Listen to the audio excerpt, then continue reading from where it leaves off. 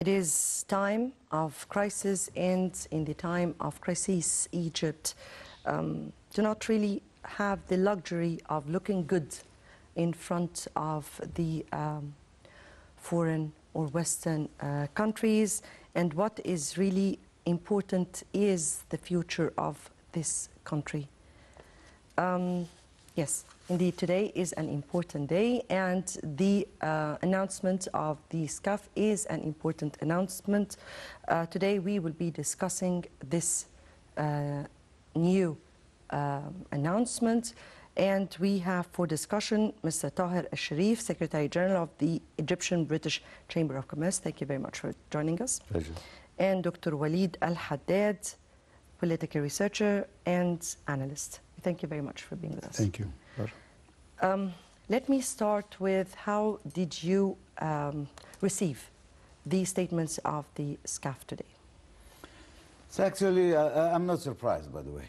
You know, this statement really came just in time, and the promotion of the General Commander to Field Marshal. For Field Marshal, really it is. It's a bit coming late. He has been nominated several times to be promoted, but now it's about time. Lots of congratulations to Field Marshal Sisi, and he really deserves that. The other thing is that the statement is, it's a sort of a crucial step to get the support of the military to Field Marshal Sisi to run for the presidential elections. And I'm sure with the support of the military, together with the support of the people on the streets, this will give a lot of hopes and a lot of opportunities that Field Marshal Sisi will take over the presidency by, say, April or May. I'm sure that this will be received with a lot of hopes and receive a lot of content also from the public, from the man in the street. But still, there is a big question: is what's next? Economically, politically, and other things. Let's discuss them one by one throughout our episode.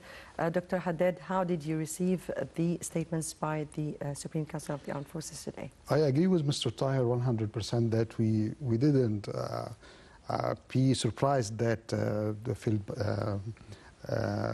that this announcement and the promote of Sisi to be Field Marshal is coming a little bit late.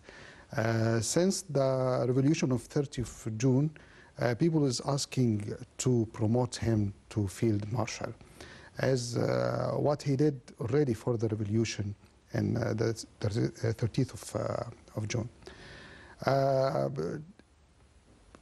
Nobody surprised, and it was a highly expected move from the SCAF, and we are waiting for what's next.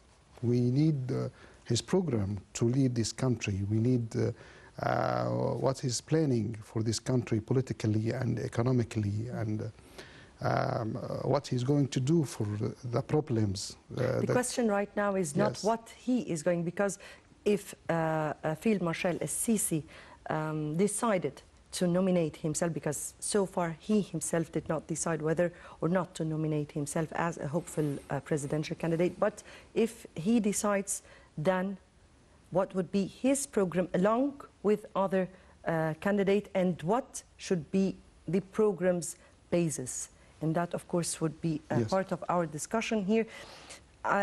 On the 25th, on the 3rd anniversary of the 2011 revolution,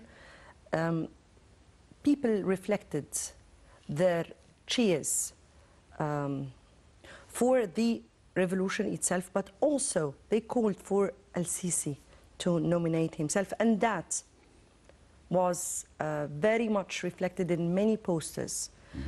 What did this mean exactly?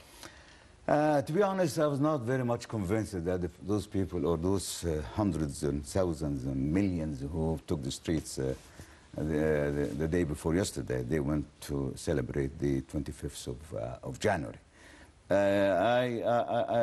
I reckon that most of them, 99% of them, went just to express their rejection for the terrorism, as well as from the rejecting the terrorist groups or ex-brotherhood. The other thing is, which really was obviously and clear to everybody, that they are all calling for Field Marshal Sisi to run for the presidency. You know, I was debating with some friends and Egyptian friends, British friends, as well as those who are on the social, you know, networks. You know, many of those who you know said that where is the program of Sisi? You know, if he's coming, we are very, very anxious to see his and to view his program for presidency. But the man did not even decide to nominate himself. That's it. Yes. And on the other side, the rivals of these people. So we don't need a program. He doesn't have to present a program for him. You know, he just come and we will support him, which is really very superficial. I mean, point of view. That's why really, you know. So it's backing him where as is. As is. As is. Which is really is not professional at all. I'm sure that Field Marshal Sisi, once he decided to... It's the enthusiasm of people. Did you feel like it was the enthusiasm of people? It's over-enthusiasm. Yes, just towards stability, that they want things to calm down because they are tired and sick of how the situation has deteriorated day after day. And That's true. How did you feel? How did you think people perceived the statements today by this guy? I see he is representing a hope for the people against terrorism pumping here and there and violence in the streets. So they are calling him, he represents the hope for the people in the streets, that he will get rid of this terrorism and this violence in the streets. I think they call him for his duty to save us, to bring safety to the streets, to bring safety to the country. So, and we will support him. Nobody. And I was in a debate also with someone. He's one of the thinkers. He said that he doesn't need a program. The people who present programs before, what they did. So just he became a president, and so we will. Let's just pinpoint the programs that were put by the last regime, and that none of them were really fulfilled.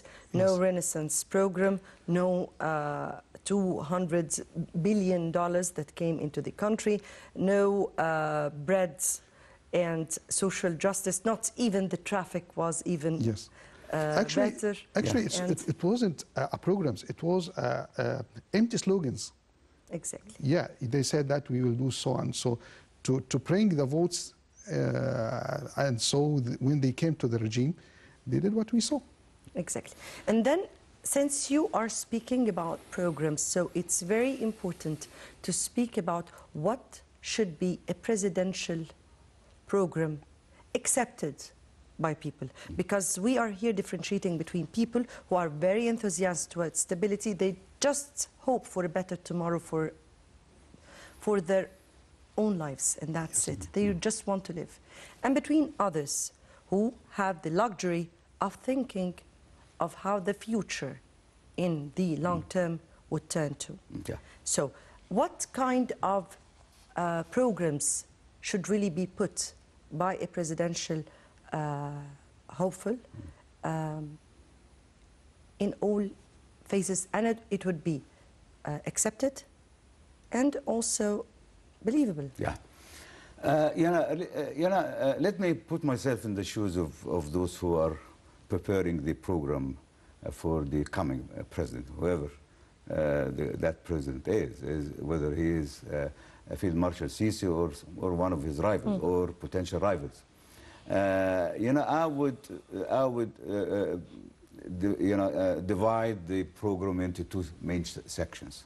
Section 1, challenges. Section 2, priorities. Okay. Let me start with the priorities. Priorities number 1. I mean, we need the next president to, number 1, to eradicate totally the terrorism and all terrorist groups. That's a very, very important and a top-notch priority.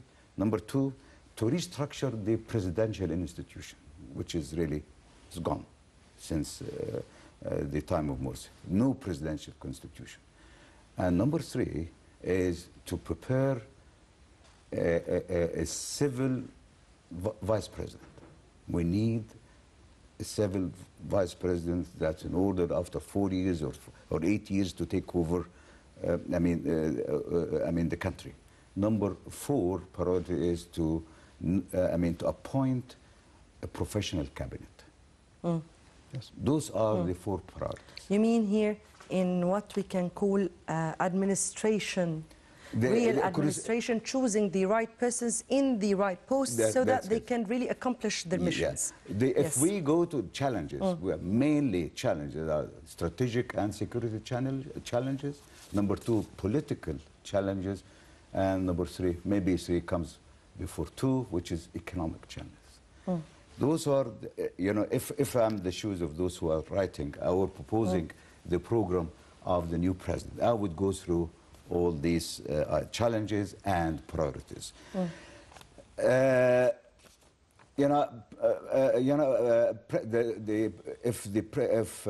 Field Marshal Sisi comes as the president, I'm sure he will come with the military mandate. The military mandate how to run this country to fight, number 1, all the terrorists and those who are coming across our borders from the east, from the west, from the south, and even from the north.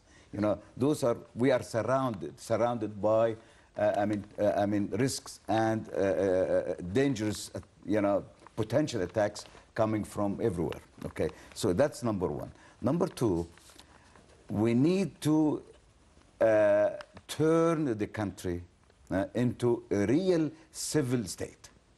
A real civil state. Without a real civil state, the slogan of that it was a military coup will remain. Will remain in the back That's mind. Another point that we will speak about, how the Western already perceives this situation or this development in Egypt. But I will answer this later. But yes, just let me have the comment of Dr. Actually, about the military or civil background, we can see in many... the program. The program. Actually, I see that the programs, we have many challenges. First of all, he must to define the problems Egypt faced very well.